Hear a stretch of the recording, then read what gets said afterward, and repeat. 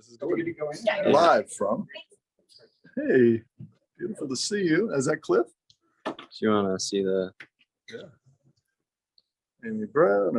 Okay, excellent. Wow, everybody's happening. Cool. All right. Hi, everybody. We're just getting people checked in through the door.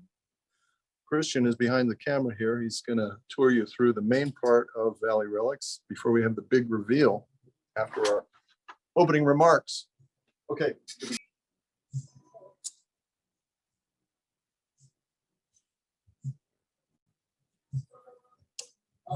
So this is the Valley Relics Museum, the airplane exhibit. There's a lot of neat stuff in here. If you're ever in town, I would definitely, obviously you got to come at some point. The Museum of Modern Mythology is here.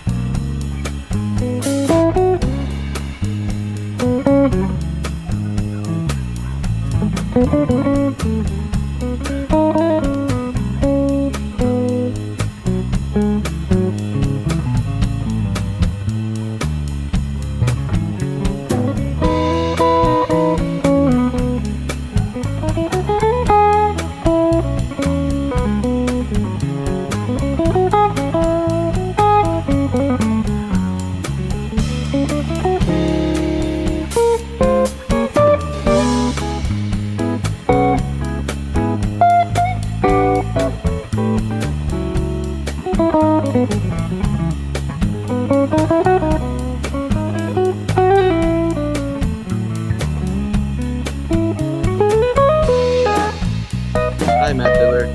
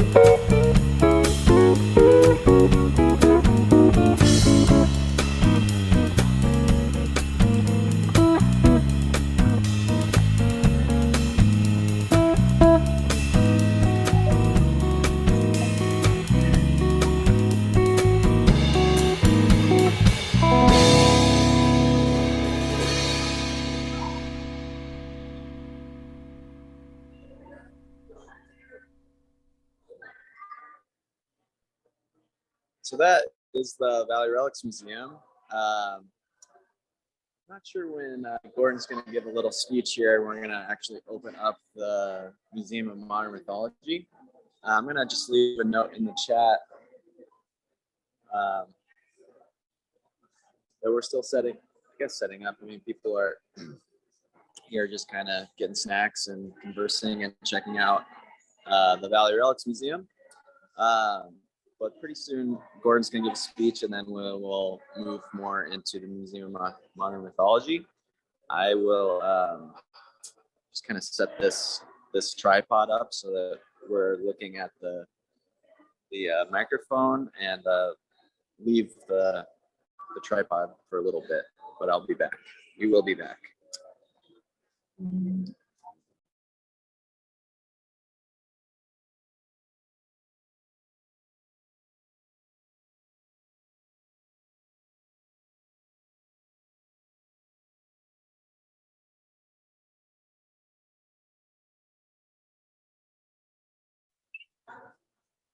Hi, everybody. It's a rainy night in LA, and which we're glad about, but it has slowed everything down. We're going to let people gather. I think we've got about 60 signups, and maybe not everybody will show because it's pretty tangled up out there, but maybe they will.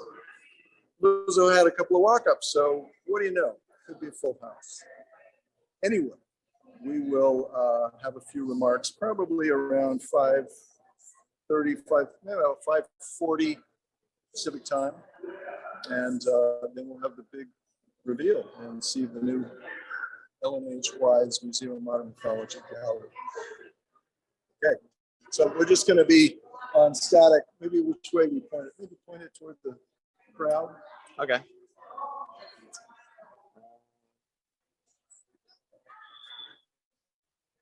I was going to take one of these seats so that it had the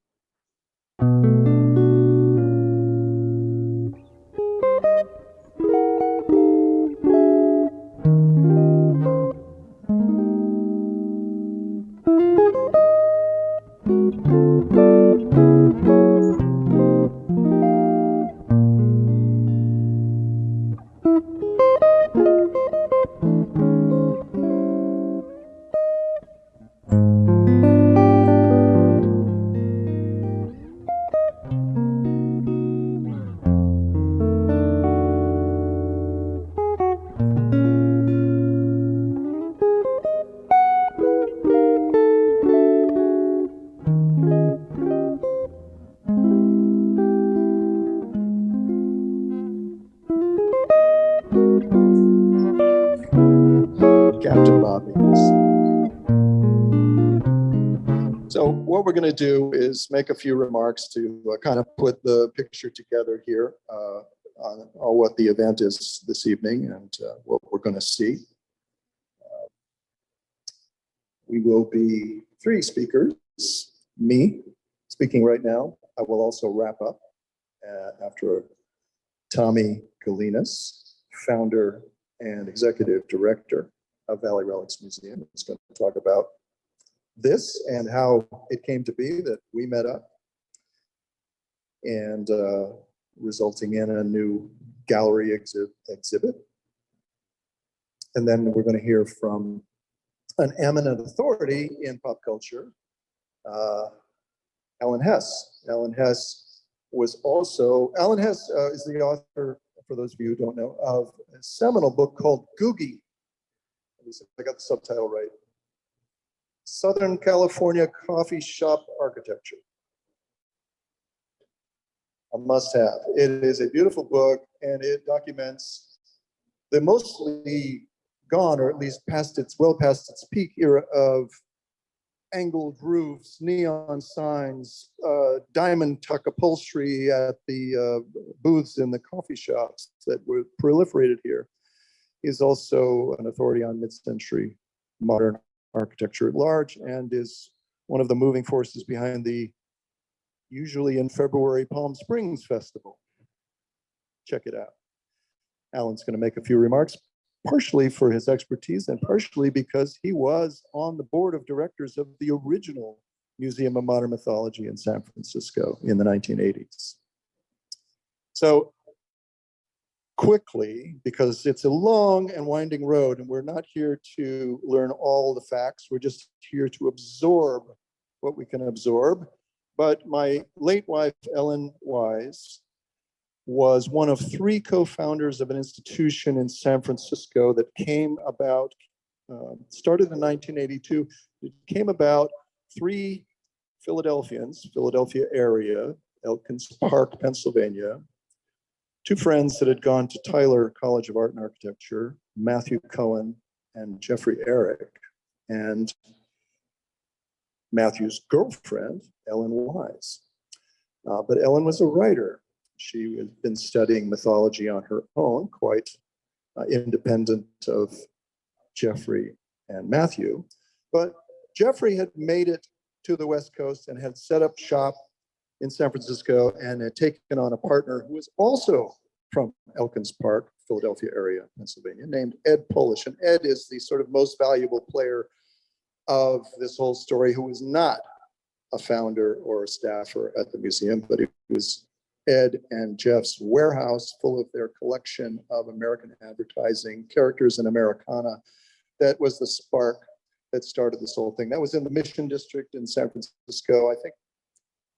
Started in the late 70s, early 80s. But Matt and Ellen made it to San Francisco in the winter of 82, February of 82. And it wasn't more than a couple of days of couch surfing in a space somewhat like this, but filled with the Jolly Green Giant, Mr. Clean, Elsie the Cow, Charlie Tuna, hundreds and hundreds of characters in glass cases and in bookshelves. Fascinating, fascinating. Okay, it's interesting. But if you're up late at night and wondering, and using these characters are in lit or spotlit cases, they sort of looked like they belonged together. For what reason? They got to talking. I wasn't there, but a frisson, a little spark of magic happened. We should open something to the public, but it can't be just a collection of mugs for nostalgia's sake. They immediately, together, all of them, felt the pull of something deeper. So one thing led to another. Ellen's knowledge of mythology, Matt's rather intellectual, heavyweight, Roland Barthes, Joseph Campbell knowledge of the presence of archetypes in all societies, mythology.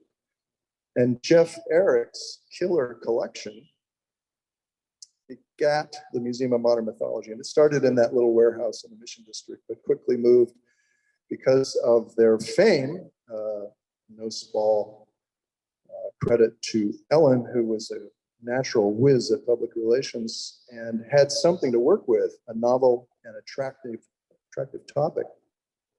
So they were able to move to larger galleries, and they ended up in mid-period, they were at San Francisco's Fisherman's Wharf at the Cannery, and became very, very well known during that stay at the Cannery. And that's when they were able to collect and display the very large pieces, things like that size. That isn't one of the originals, but things like that size. There will be a few of those pieces, in particular, the well-known in the Bay Area, well-known Doggy Diner Head, which is 16 feet tall. That will be arriving here later in the spring as part of this collection. So they were able to display that and got an enormous amount of press. And so it snowballed. So tourists and homies alike wanted to visit the Museum of Modern Mythology. Now the press treated it as a novelty, that quirky museum in San Francisco. You got to go see it. It's so crazy. You got to go see it. They moved to a permanent, quote unquote, space on what's now Museum Row at 3rd and Mission downtown. They got write-ups in Time Magazine, Der Spiegel, in Asahi Shimbun in Tokyo, and People Magazine, Wall Street Journal, front page. The crowds came, but it was a shoestring operation. They had to keep the lights on and pay a staff. They depended on grants, admissions, memberships, and they also had a variety of events, some of which you'll see some artifacts from. They had the Modern Mythology Ball fundraiser, where you come as your favorite ad character.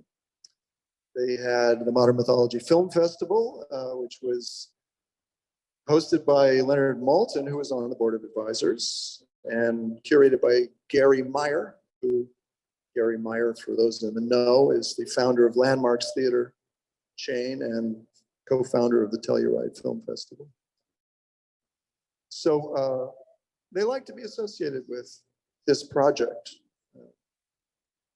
It came to be that Joseph Campbell joined the board, and his correspondence is now with Ellen is now in our files. Basically, she said, "What do you say? What do you think about this, the Museum of Modern Mythology?" And he had a very, very cogent and economical response. Of course. So he joined the board of advisors, and he died in 1987. So he was with the board until with the organization until he passed away. And then his widow was also a significant figure in academia, Jean Erdman Campbell, remained associated with the museum. Okay, you're going to get more sense of what was on display and what it was all about when we open the doors. Loma Prieta earthquake was a biggie. They call it the little big one. And it brought down a lot of the old buildings in San Francisco. And although it didn't wreck outright the building at Third and Mission, it was condemned. They had 3 hours to get everything out.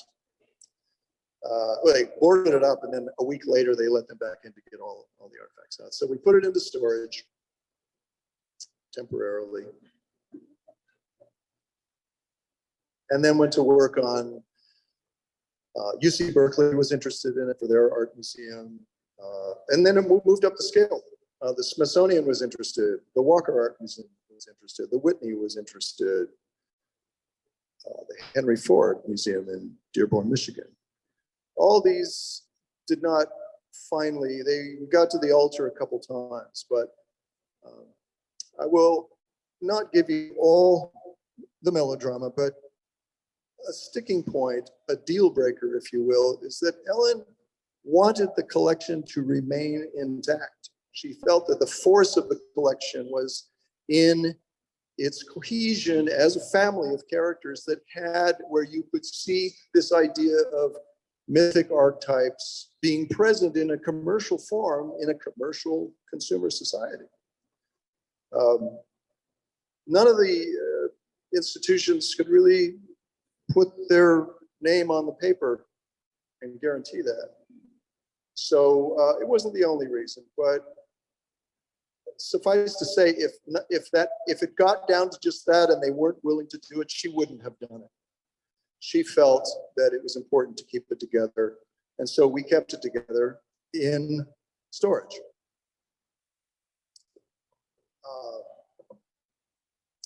Ellen took ill a year and a half ago, 2 years ago, and died a year and a half ago. Terrible, fast-moving cancer of the brain. And we had moved to Los Angeles from Northern California, in large part to be in the pop culture flow. More stuff going on here than possibly anyplace else in the world. And it turned out to be the right move, because before she died, we were able to close the deal with Tommy Gelinas and his crew here. Connor was the first one I talked to. Where are you, Connor? That was a great conversation. He said, "I think Tommy's going to hear about this. Let's put you in touch." So Tommy's going to say a few things about that, but we stayed in touch, got a deal put together, and Tommy agreed it should stay together. Again, it was like, of course, he was our man.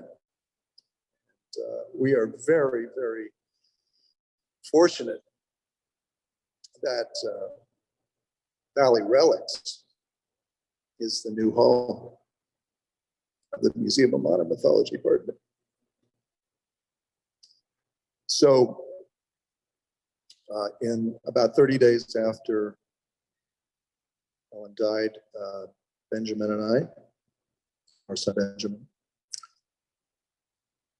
went back into storage and went through every single box, every single item, and separated out what might have been personal stuff, furniture, checkbooks from our family account, got it organized, and began to deliver it to Tommy. 277 boxes and some big pieces too. And he never stopped smiling. He said, "This is going to be good." So it has been good. They've just as Tommy won't say it, but I will say it. This is a labor of love. He started it with help, but essentially it was his passion. Went from being a personal passion, garage and in the bedroom and in the front yard and backyard, to facility in, I think, Chatsworth. But Tommy and his wife have a business to run that's not this. It's a rather substantial business called the Print Lab. I'm going to do a little promo for you, Tom. It is one of, if not the premier screen print for T-shirts and other artwork facilities in Southern California, which would be saying a lot. It's one of the world centers of such. So that consumes, you got a lot of responsibility running an operation like that. And to do this on top of it is something of a miracle. They do a terrific job. I want to just say that without qualification. A really terrific job, not just with what they did with our material, but take a look. This is first rate. There's nothing like it anyplace else. So without further ado, I'd like to introduce Tommy Gelinas, founder, executive director of Valley Relics Museum in Van Nuys, California.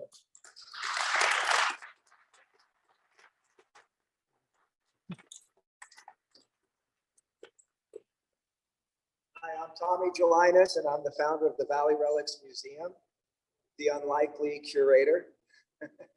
Take someone like me, crazy enough as me, to do something like this. I'm so honored to Gordon and his family for the wonderful donation, and yes, it should stay together. It's a like-minded museum for like-minded people, and the Valley has so much history, a lot of history, and it's just been torn down and bulldozed and forgotten, and charity begins at home.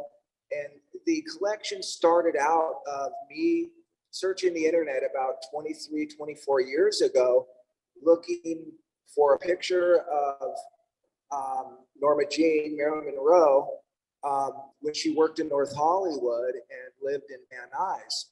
It talks about her career, but it doesn't talk about her living here.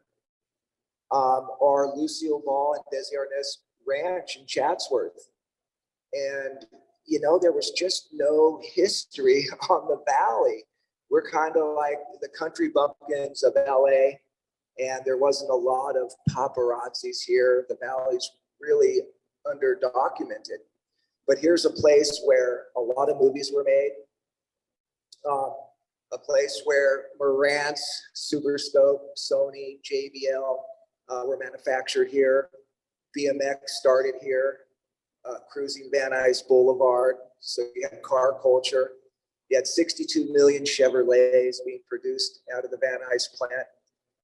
Well, heck, even E.T. was filmed in the Valley, just a lot of cool pop culture stuff. It was like the melting pot of pop culture.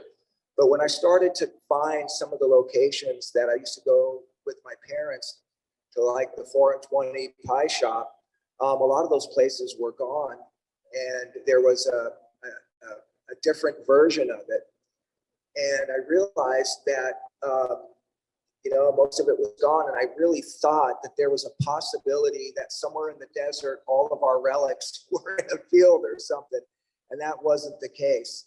And so I started on my own, appointed myself to be the guy that when things were being torn down or sold or given away, was to make sure they didn't leave the Valley.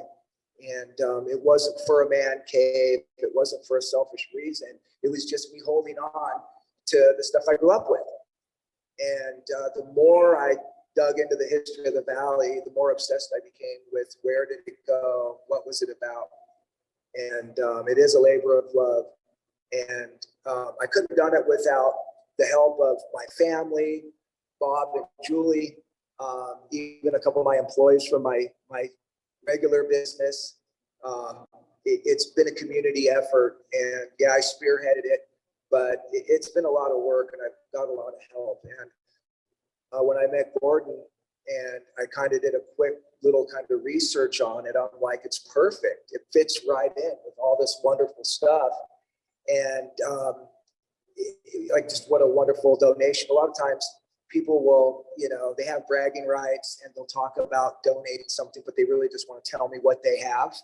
And then there's the 1977 Camaro that's mint condition that shows up. They're like, do you want it? Or the $400,000 nudie car that's behind here. You just never know. I just show up. And but it's people like Gordon and his son that come here and they want their family's history to live on, and that's what this is about. Thank you, Alan, for being here. Really appreciate that. What an honor. And real quick, if you don't mind, if Julie can just say something, because she's been a big part of the museum. Just give her 1 minute. Thank you, guys.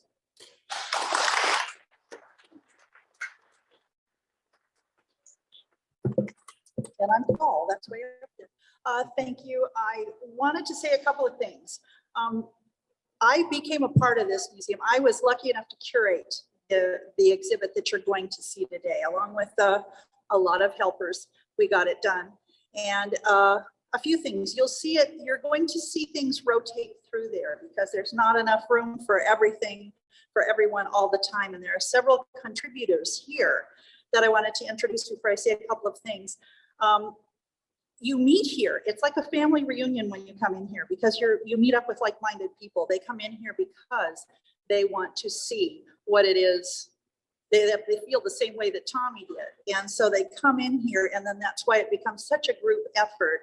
And I have met in the front row here is Jack Cavan's daughter and her husband, Buck. Jack Cavan would design the outfit and created the makeup man for the Creature of the Black Lagoon, and all those fabulous pieces were in her home since 1957, and now they're in Valley Relics Museum. So that's a thrill.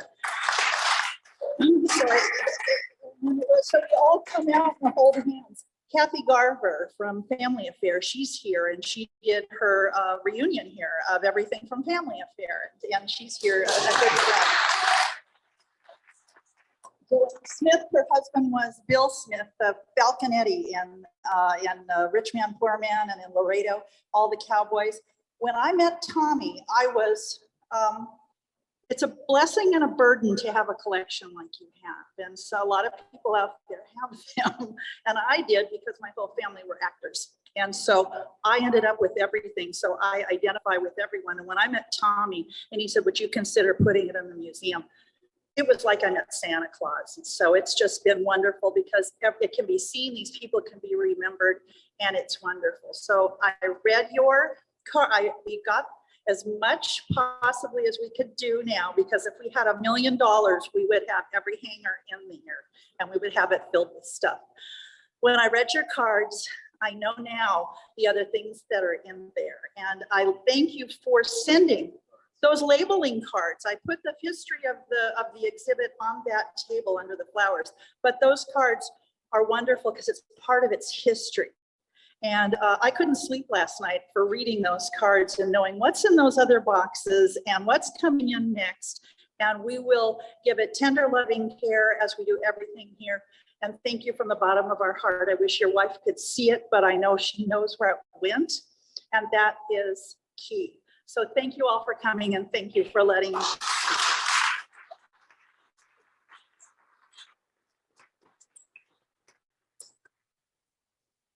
Before I introduce Alan Hess, a few other people that came. Tammy Trujillo, also from far away, and other people from all over Southern California and our Quaker meeting group. I want to say thank you. Terry Boucher was our neighbor, helped us through so many things. We have so many people. I won't be able to say everybody because it will take the rest of my time on these remarks, but thank you. Really, I really appreciate the effort you're making to support this. Alan Hess.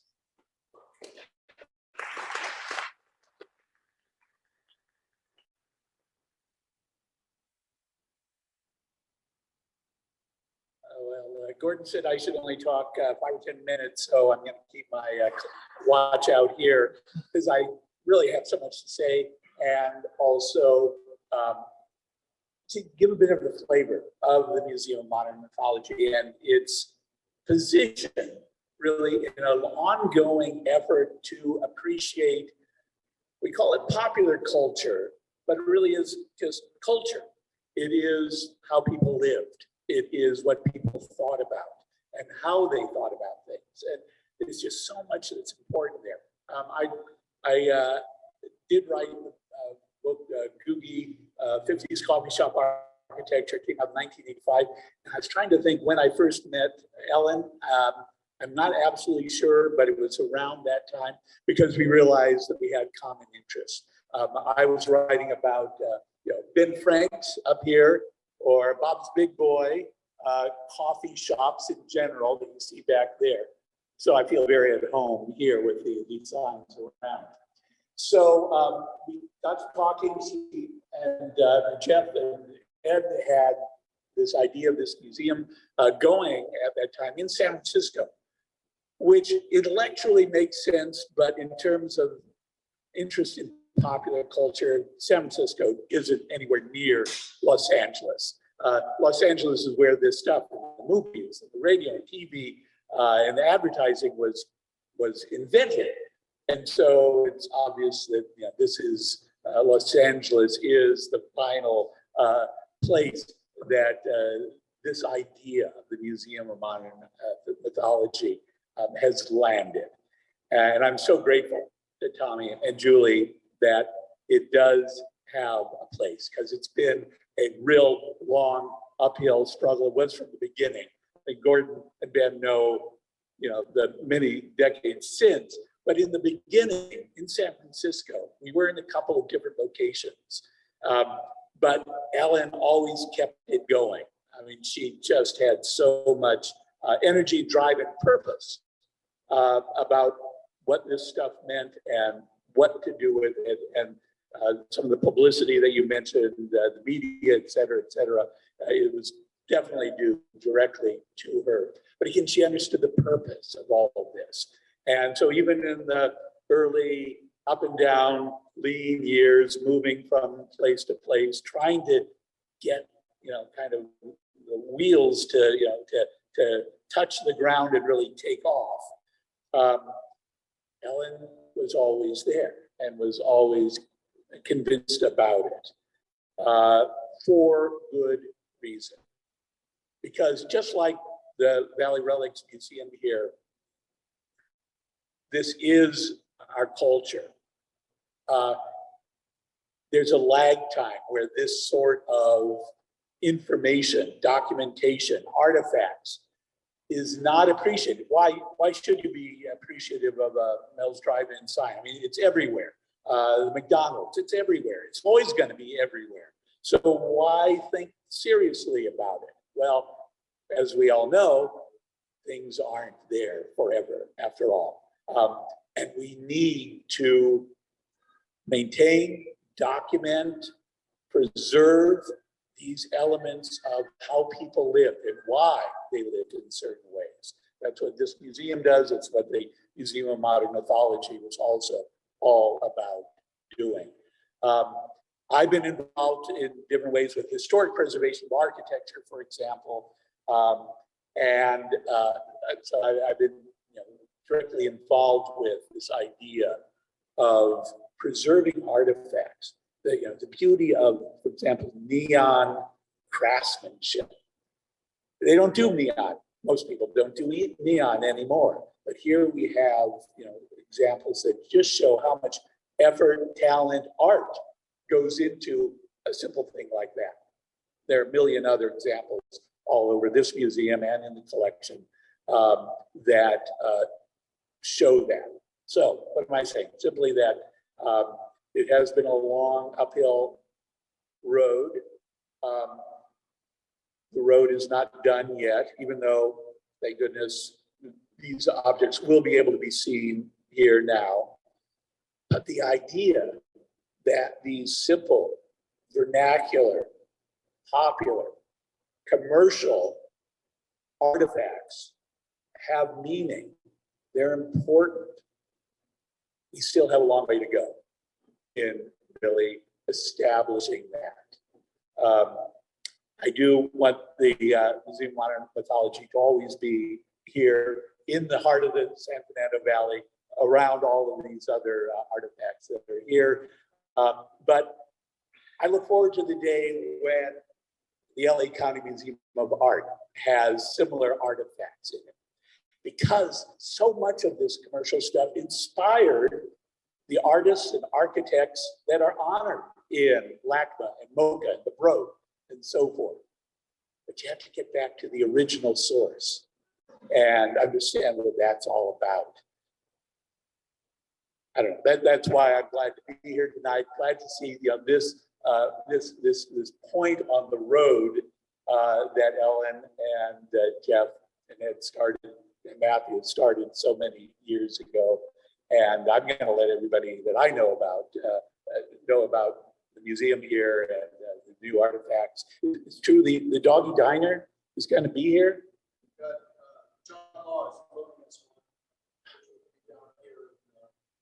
Great. Doggy Diner, very famous all over the San Francisco Bay Area. There were these giant dachshund heads, and they were great. People loved them. They went out of business long ago. But even a place like San Francisco Bay Area, had an appreciation for these things in their heart. And more we're seeing that we can have an appreciation for them in our mind and our thoughts and our intellect as well. So I don't know, that's not for me right now, Gordon, but thank you for having me here. Thank you all for being here also, and spread the word. Thanks.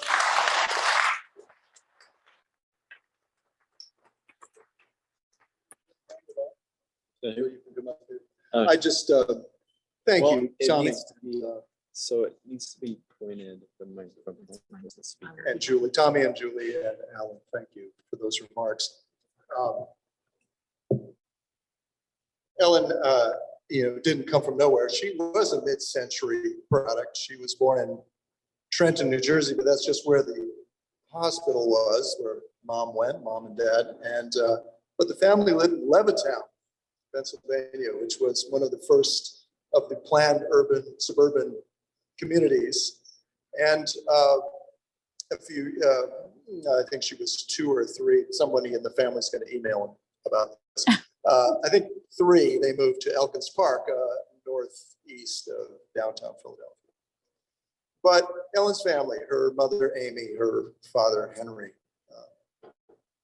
Her mother was a librarian science, degree in library science. Her father was an engineer. And they were part of the zeitgeist of the American thing in the mid-century. And Ellen and her brother Fred and her sister Meg came up in this suburban America that was about making things, designing things, going places, and television was new and all of that. It wasn't a mystery that it would resonate with Ellen and Jeff and Eric, Eric and Matthew Cohen. So this is my son, Christian, Ellen's stepson. This is our son, Ellen, and my son, Benjamin. They are up here for a little bit of context. Chris, how old are you? 33. It's been in mothballs his entire lifetime. Wow. Ben has grown up with boxes and storage. Like what? The friends thought it was cool. What is this stuff? Except when we had to move it. Then friends, well, Aaron was in on a couple of those. Also, Yana.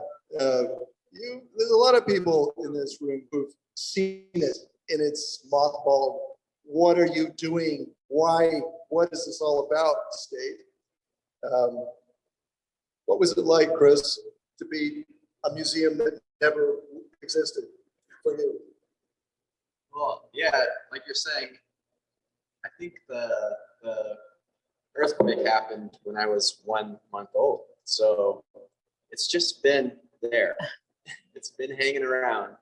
just within, whenever I'm at your place, in Oakland, it was in the garage with boxes stacked to the ceiling, and I'd get little glimpses of it. There's some stuff I saw in the 90s, but it's been in storage for over 3 decades, basically. So pretty excited to have it alive.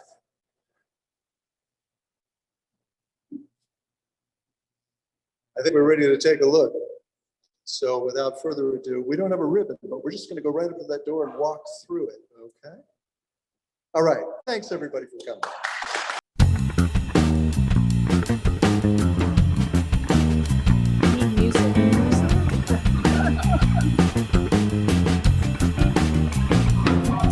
Oh, wow.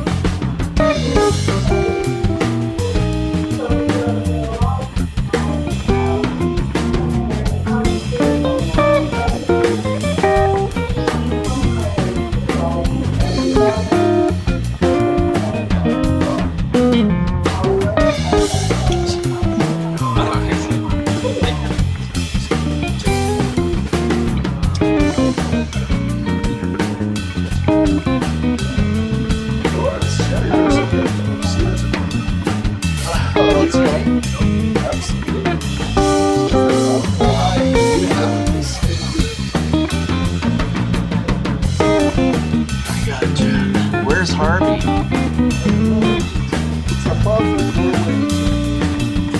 Oh, he's too big for this room. Where's Harvey?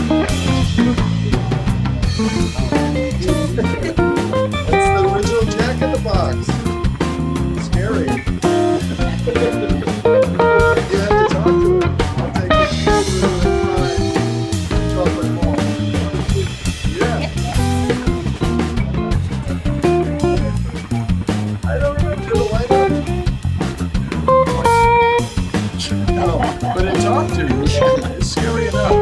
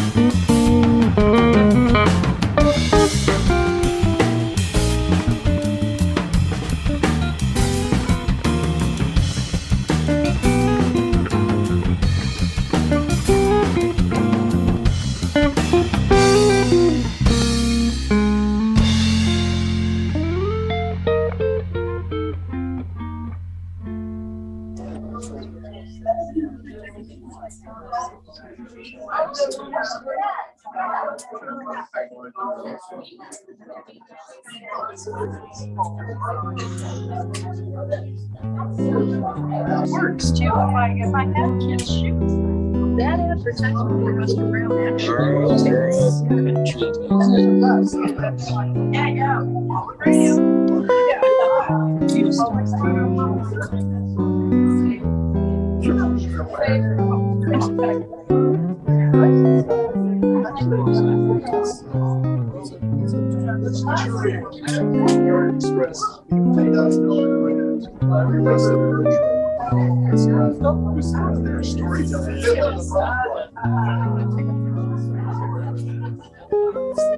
The character express. Do you want to keep this going?